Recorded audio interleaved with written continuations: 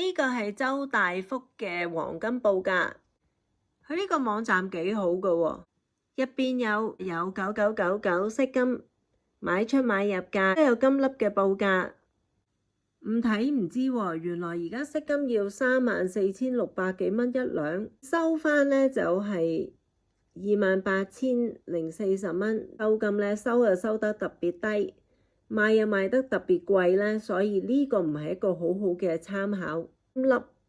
嘅金粒呢就係31,200賣出，收就係28,500，佢嘅賣價差唔多要2,700蚊喎。賣又賣貴啲，收又收平啲，咁先造成咁大嘅賣價。一間金鋪佢嘅買入買出嘅賣價重唔重要呢？我諗佢只係一個指標呢，就係睇下嗰間公司食水深唔深。至於你買金，你去邊間買，係同佢個賣價闊唔闊冇直接關係嘅喎。你只係買金，你咪去價下買金邊間平啲咯。佢賣價闊唔闊其實冇影響嘅喎，你沽金嘅時候你就要睇佢收金，你去價下邊間收金收得高。喺 comment 好多人話喺銀行買金係最平嘅，咁我睇落都好似覺得應該係，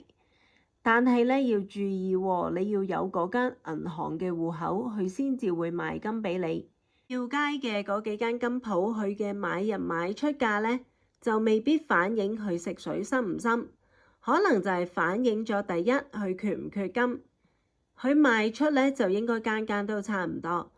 佢嘅收金收幾多錢呢，就令佢嘅賣價闊唔闊啦。咁如果佢嗰日好缺金，咁佢咪願意出高啲嘅價錢去搶啲金咯。佢知道啲客人實去格價㗎，咁佢嘅價錢高啲，客人會俾佢收金。咁當佢食到飽飽滯滯呢，咁佢當然就唔會咁積極收金，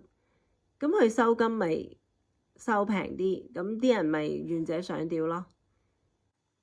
我係有中國銀行嘅戶口，亦都有一次喺中銀買過金，就係買咗一條金銀貿易場5兩嘅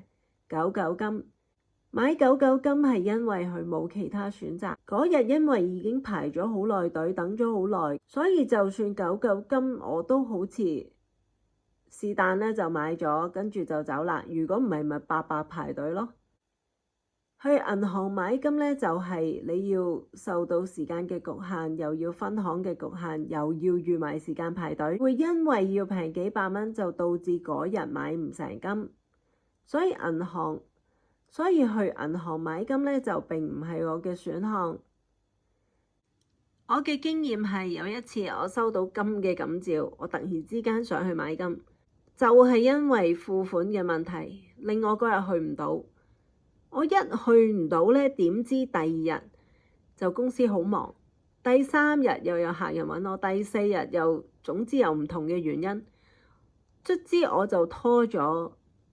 2個星期之後先至得閒去買金。記憶就係當日如果我買到呢個金價係好好多嘅，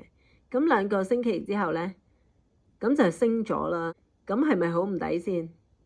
如果因為付款嘅問題就搞到呢錯失咗良機，反正唔係爭好多呢，咁又唔方便，又要排隊，又要輪，又要問佢有冇貨，不如我簡單啲直接去我知道一定買到金嘅地方買。